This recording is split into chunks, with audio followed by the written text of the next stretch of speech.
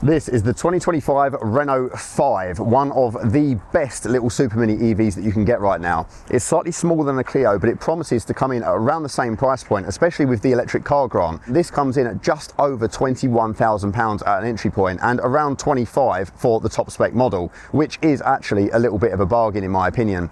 But with the new Nissan Micra, which has the same underpinnings as this, also having the option for one pedal drive, which is something absent from this, does the Renault do enough with its classic inspired styling to win you over and get your cash? Well, I'm here to find out today, so please join me for a full tour of this car. I'm going to take it out on the road and see what I think. But before we do that, please do check out Players Cars Premium in the description below if you're looking for a used car. It's one of the easiest ways to buy, with as low as 7.5% APR interest on finance, the option to Part X, and also no pesky email back and forth. You can contact them 24/7 via WhatsApp. Makes the whole car buying experience super easy, and they can source any car for you, whether it be a super mini EV like this, something like a Tesla, or a petrol car, or large family vehicle. Anything you fancy, just let them know. Ask for Elliot and tell them that Dan from YouTube sent you, and you'll get the best finance deals available. So with all that said and done, let's crack on and take a look at this thing. So then, here we are with the Renault 5. Like I said, around £21,500 starting price in the UK at the moment with the electric car grants, which is around the same price as the mid-spec Clio. So they're really pushing for these to be sold, and I can see why. Like, there's such a quirky and cool design, which we'll go over in a minute. In terms of your specs, there's two different drivetrain options, 120 horsepower and 150 horsepower, with 0 to 60 in 9 seconds and 7.9 seconds respectively, and a 40 or 52 kilowatt hour battery, depending on which of those versions you go for. Now, this one I have here has the 150 horsepower with a 52 kilowatt hour battery, and the range is supposed to be just over 200 miles. I've experienced motorway though of around 170, so it can dip a little bit in terms of the motorway efficiency, unfortunately. The entry level car is pretty generously spec'd. It's called the Evolution. It has a 10.1 inch display, heat pump as standard across the range, adaptive cruise, 18-inch alloys, auto LED lights and wipers, full Google integration. It's pretty good. But the Techno model is the one that I have here, which is £23,500, which has recycled denim interior, 5 charge indicator on the bonnet, which is a really cool touch, 48 colour ambient lighting on the interior, reverse cam, and also drive mode select, which affects the steering and throttle response. Then the top spec trim is called the Iconic 5 and is around £25,000. That has heated seats, heated steering wheel, upgraded alloys, blind spot monitoring, and hands-free parking. And if you can splash for that or get a good deal on it, I would highly recommend doing so. But it's nice that most of the details of the exterior are included across the board. There's some slightly different lights on the lower end model. As for your key rivals, I'd probably look at the EC3, which comes in a little bit cheaper, perhaps the entry-level electric Mini for driving engagement, and also, as I said, the Nissan Micra, which is a direct sister of this car. Now that the sun's starting to come out a bit, I just want you to have a quick look at this paint. I don't know how else is going to pick up on camera, but the metallic flake in it is absolutely nuts. It's like a really, really metallic finish. It really comes to life in the sun, and definitely would recommend. And look at this front end, such a cool design from Renault. You can see here these integrated daytime running lights down the bottom. These change to the indicators as well, and then you also have the main lights here. It doesn't show up too well on camera, but it's got this kind of floating light design in, and they are LED, and you do also have the French flag integrated in there as well, and it just looks the business. And a nice flat front end for the kind of the economy side of things, really sporty, looks kind of like a carbon finish down the bottom. It's not, but just a really nice way they've done it. And then, as I said before, the vent on the bonnet, this is just really cool, and this actually shows your charge level when you've got the car plugged in, which is a really nice touch. Just a really cool profile to the car. I think it's something that a lot of people will be really fascinated by. This model has some nice design to the wheels as well, you can see here. There's definitely like a decent amount of detail on there. You've got the decals, which are optional. You've got lots of different options for those. And then again, lots of fine details down the side of the car. I like the way they've also tried to make it look like a 3-door by integrating these handles in the rear here. So you can see it's a nice, easy way of getting into the back, but it also means that it just looks a little bit more polished. And then on the rear, you do have the kind of the vent style, like the old Renault 5s. And it's a fake vent, yeah, and I normally moan about that on cars, but it's really cool the way they've integrated that. and it does have the same kind of shape as that original design. It's not going to be for everyone, and I do prefer the Alpine version of this, but this really does mimic a lot of the old design quirks of the Renault 5, and not just one version as well, lots of different versions and lots of different generations. They've done a really interesting job of creating this in a modern way. and I think it should be commended. It's a fantastic design, and although it looks very true to the original, it certainly has that real modern EV standout element, even down to the rooster on the windscreen there, which is a symbolic French symbol. Really cool little details everywhere you look. So stepping inside the Renault 5, one thing I would say is that although it does have keyless entry, it's not done with a touch sensor, it's done just based on the actual keys radar. And when you open this, I have snagged my finger a few times in here, which is a little bit annoying, but that's me being picky. So when we head inside the car, you can see we've actually got quite a muted palette on this one. So this one has the denim. So this is recycled denim, which is really nice. I love the fact they're using some sustainable materials in the car. And these textured bits at the top aren't too bad either. It is plastic, but it's slightly kind of rubberized, and this isn't too padded, but overall material quality isn't too terrible in this part of the car. Door bins, as you can see, it is large enough to put a bottle in there, but you'd have to lay it down. They don't stand up, so I don't think it's a particularly great use of space in the door there. And of course, down the bottom, you do have that lower quality material. But as you can see on the inside of the cabin, generally, things are pretty good. This cabin is really modern, has lots of tech, and a nice combination as well of physical buttons. So we've got the recycled denim, and you do see the contrast in the sort of goldy colour one as well. So I like the fact that the contrast is there. It does look quite good with the contrast piping as well. And these seats generally are nice and supportive. The lumbar adjustment is only on the higher end model though, so there is a blank spot for that on the side of the seat there, which is a shame, but it's supportive enough. The only thing is the headrests are a little bit protruding. But as we head into the car, I'll show you around. There's lots and lots of cool quirks and features in here that are worth talking about. So if I put my foot on the brake and power the car on, just so that we have full access to everything. It takes a second to get fired up. Sometimes these screens do take a moment to get going, but the system is pretty good. And as you can see, the materials are nice in here. I like the fact that there's this kind of quilted paneling in the ceiling. It's just solid. It's not like plush or anything, but it adds a nice layer of texture in here. And I think it helps with sound deadening. It feels really cozy in here, and there's no echo. It feels very close, which is nice. I like it. Not much control up here, and the visibility out the back is okay, but it is obscured mainly by the headrest, surprisingly enough. There is a reverse cam, but as I will demonstrate now, it is pretty awful. And it's, yeah, very low quality. It does the trick, but nothing special. So you can see the design elements from the outside have been brought in here as well with these vents, which is really nice touch. And I like this kind of quilted denim area on the dash here. This one has the ambient lighting that runs across there, and on the sides as well, you can kind of see it very dimly down there, so it's nice at night. A downside in the UK cars is that the fuse box is on the left hand side there, so the glove box is quite small. It's just on these straps for kind of economy reasons, I guess, but it's okay, it does the trick. But I think the actual look of this is pretty good. Visibility out the front is a little bit of a concern as well, because look at this narrow gap here. So you've got the kind of, this tapers down quite steeply, and then you've got the mirror, and then this is quite high. So there's a kind of a very narrow gap of visibility here, but you do soon adapt to it, and the driving position can get quite high, so you can see the corners of the bonnet if you want to. Just something to bear in mind. And you do have the same issue here as well. If you have the steering wheel too low, it might start obscuring this display in front of you. Just a few ergonomic challenges, but not anything that's kind of made me compromise too much. I will say though, this seat, I'm at 6 foot, and this seat is all the way back for me, so it's not practical to sit behind me. What is really nice is over here there is a control, and when you press this twice, it will turn off all of the safety systems, including the speed warning assist. It's lovely that there's a physical button for that. And as for the steering wheel, it's a nice modern design with the newest Renault logo. These look like touch controls, but they're not. They are buttons, so you've got all of your adaptive cruise stuff over here, and then on the right hand side you have a button here that controls these menus here. So you can see if I swipe up on here, it will give me the option to see a few different bits on the screen, so you can cycle through some of that. There's not much other customization here though, but that's fine, because you can see you have your full Apple or Google Maps integration.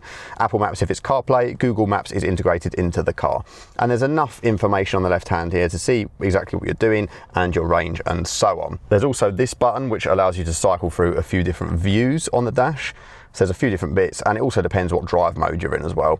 It's not the most comprehensive display in the world, but it is, contrary to what the camera is showing, it is actually very good contrast. This looks to me in person almost OLED. I don't think it is OLED, but it looks like an OLED because of the kind of the saturation of the colors and how deep the blacks are. So I'm really impressed with this display particularly. There's also a satellite button here, and this one will cycle through your different drive modes. So when I press that, you can see it goes through comfort, eco and sport, and it adapts the colors to that mode as well. And there is also a personal setup where you can customize how firm everything feels. There is an array of stalks here as well, you might have noticed. So this one is quite interesting. This one is your media control. So this one, you can see you've got volume up and down, and also your selection of source.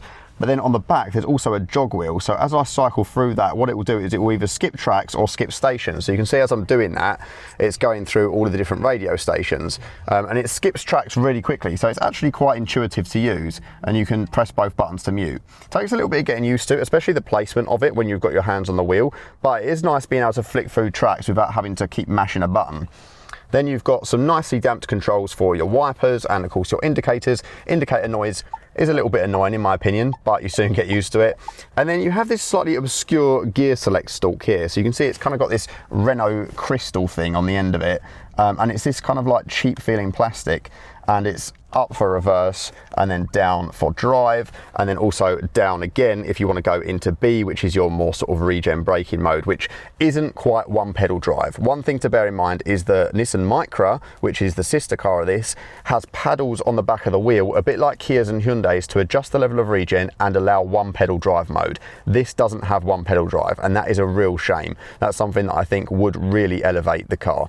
Central screen is pretty good. Like I said, full Google integration, a button for Google Gemini here, so you can press that and it will go straight into Gemini for you. As you can see, it picks me up pretty well. And then you also have your standard menus with all of your apps and that kind of thing. So Apple CarPlay is a given on here. You've also got all of your other bits and bobs, but you can go into your settings and customize bits to do with the car.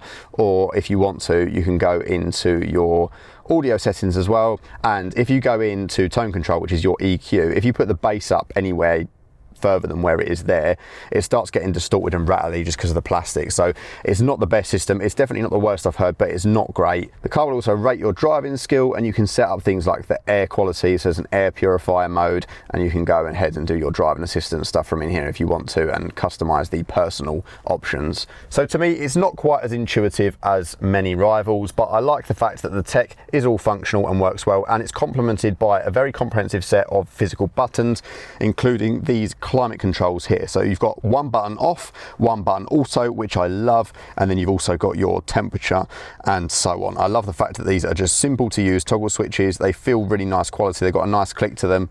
They just work. It works super well. And normally, if you have the heated seats or steering wheel, they just appear at the bottom of the screen there, and I'm fine with that too. Down here in the center console, it is quite a small center console area. This is built on a EV platform, so it has a completely flat floor, which is nice. I do like the position of the mobile phone area here because it goes flat down and it's rubberized, so it's nice and easy to place a phone in there and it doesn't rattle around. Really good. And you can just pull this out for cleaning as well, which is great.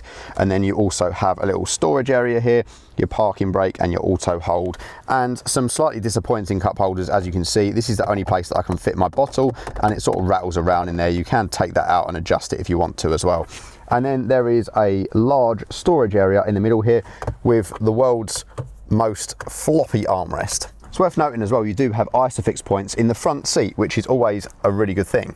So stepping into the back here, this is a little bit disappointing in terms of legroom, but obviously it is a small car, so you can see in my driving position, even though you do have the lovely flat floor because of the EV platform, you don't really have an awful lot of legroom back here, even in a slightly forward position. So adults might not be too happy, but you do have a 60-40 split for some practicality and some nicely covered ISOFIX points, which make it nice and easy and durable to install your car seats back here with your tether points as well. And also it does just look quite nice because of the headlining and just the way it is laid out. Unfortunately, there is also no charging in the center area for rear passengers' phones. That's a bit of an oversight. They could have stuck some USB-C ports in there, but I think it will be okay for smaller children or the occasional adult passenger if they sit on the passenger side, unless of course you are shorter and have the seat much further forward than I do. Nothing too fancy, but what I do like is because of the kind of roof line is quite squared off, it means that headroom is pretty plentiful back here. So I'm going to jump in now and show you what I mean. What is a little problematic is the rear space for someone like myself. You can see in my driving position, I just don't have enough legroom back here. Headroom though is actually pretty decent. Like I've got enough and it's quite cozy back here and the seats are supportive. So it's just a shame that there's not just that little bit more legroom back here. If I shuffle along to this one here, which is in a slightly more forward position, I can just about squidge myself in. And yeah, I wouldn't want to do any length of time here, but it's certainly not the worst small car out there. But you'd probably want to look at the larger Renault 4 if you wanted rear passengers frequently. And another thing to check out is the cargo area. Now this isn't as cavernous as something like a Hyundai Insta, which provides a lot more practicality and a lot more versatility when it comes to moving stuff around. You can see here it's a very deep pit into the boot, so loading might not be so easy. However, there is some underfloor storage for your cables and such, which is nice. So there's a little bit more practicality there. This parcel shelf is quite small as well, so you can just take this off, and if you need to, you can get away with probably stowing it under there. It's weird how it's on this slightly elasticated stuff though. I don't quite understand that. But it's easy enough to take off. Just go boom, boom, give it a little bit of a pull, and away it comes. That gives you access to be able to put the rear seats down, which are done via these small pull cords. So you can just pull that and then push the whole thing forward, and the same over here as well. And you will notice though, it doesn't actually create a flat load floor. It is quite a large lip there, and there's no adjustment in the boot floor either. So loading longer items in here might be a bit of a pain because of that. And you can see also, because of my driving position, this isn't able to go all the way forward with the headrest installed. So you need to take the headrest out to get that fully flat, which is a little bit of a bind. But as with other areas of this car, it's a compromise that you may be willing to make because of the kind of the benefits you get of the tech, the really nice driving experience, and also the fantastic styling. But because of the depth of it, there's plenty of space in there for some luggage or some shopping, and that is all that most people are probably going to need. So that being said, it's not too bad for its class. But where this thing really excels is the driving dynamics. So let's get it out on the road and see how she runs.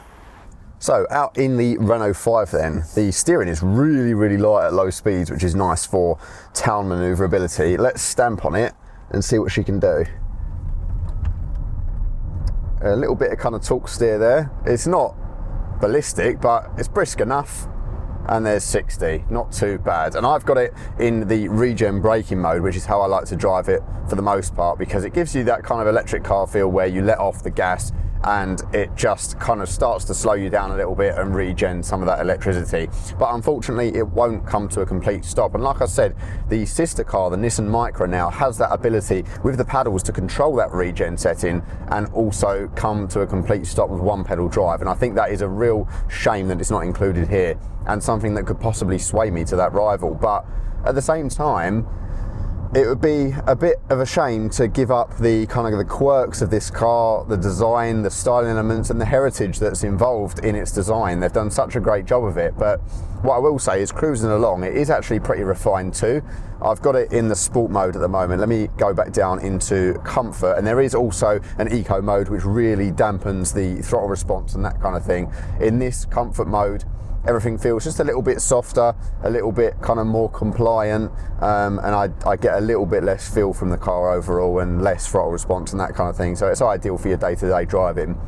What's also nice is the seating position. I really do like these seats, to be honest. The headrest, I think, could be a bit more adjustable in terms of how far forward it is, but apart from that, I think they're super supportive. And even though there's no adjustable lumbar in this particular model, the higher end trim does have that, and I don't miss it that much. I find them really supportive in the right places. There's a nice little bit of bolstering on the sides for when I'm chucking it around. I've got quite a high driving position as well, which I like. I can sort of rest my elbows. I'm a bit lost for somewhere to put this one, but it's a small car. I'm about 6 foot, so it's sort of understandable. I can get the steering wheel low enough and far out enough that it's not too much of a stretch for me as well with the tilt and telescope. What I do also like is the ride height and the seating position working together to create that kind of mini crossover feel.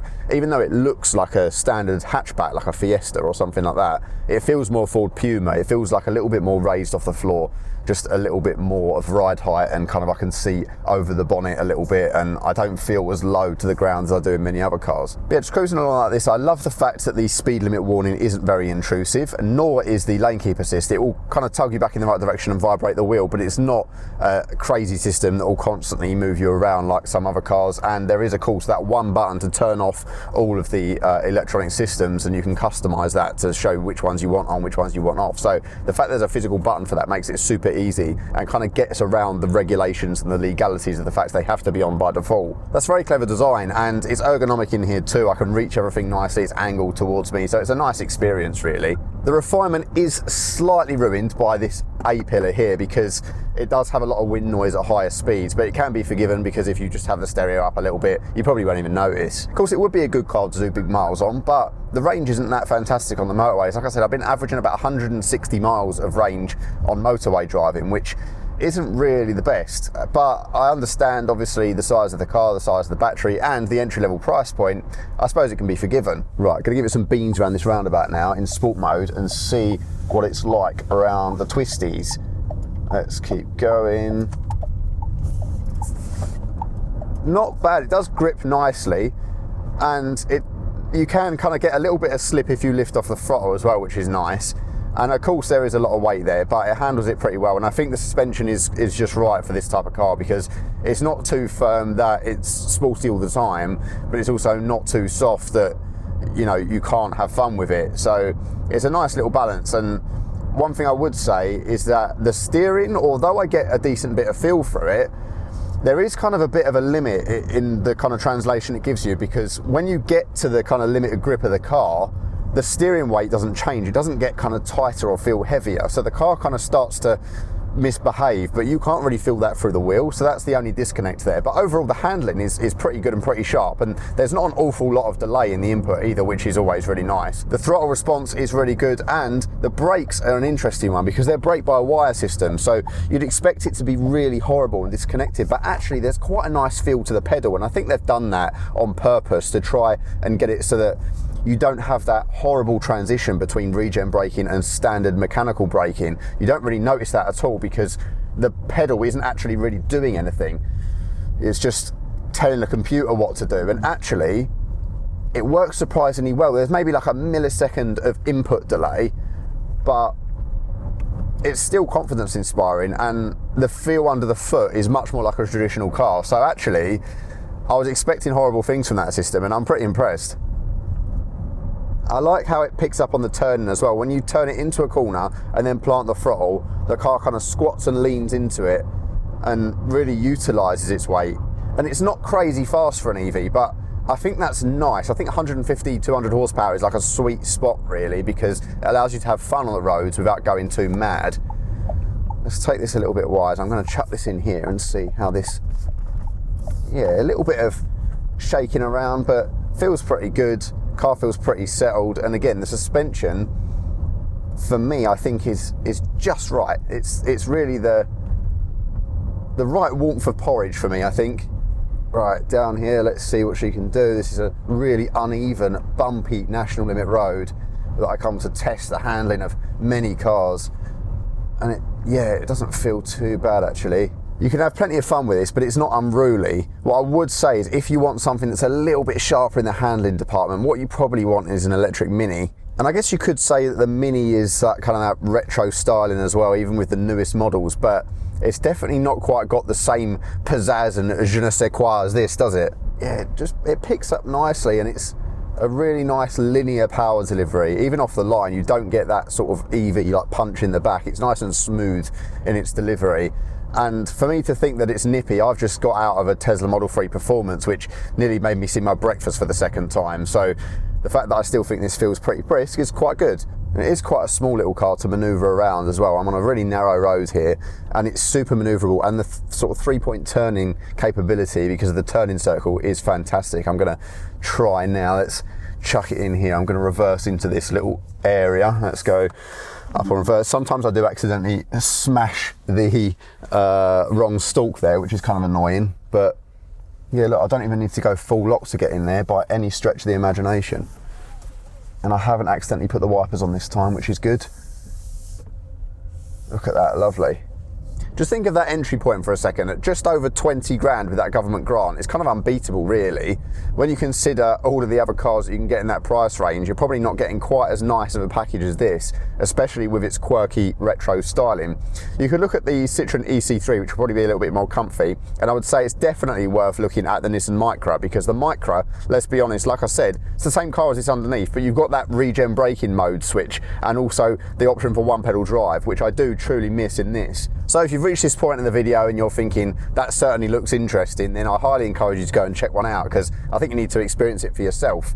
But one thing I would say is just beware of that rear seat space. It's really not that practical. But as a full package at this price, I think Renault has done an awesome job here, to be honest. Put it this way, when I get in a sub 25 grand car these days, I normally have really low expectations, and they've pretty much all been surpassed here. And whilst it won't be for everyone, those who do like it will probably also be really impressed with it. So there we go guys, the Renault 5, a car that some probably thought would be style over substance, but actually I think is a pretty good all-rounder. So thank you so much to Renault for sending me out the car. I really do appreciate it. Thanks to you guys for watching as always. It really does mean a lot, especially when you hit that subscribe button, hit the notification bell, and also leave your comments and likes. So that's all from me for now. I'll see you in the next one. Bye bye.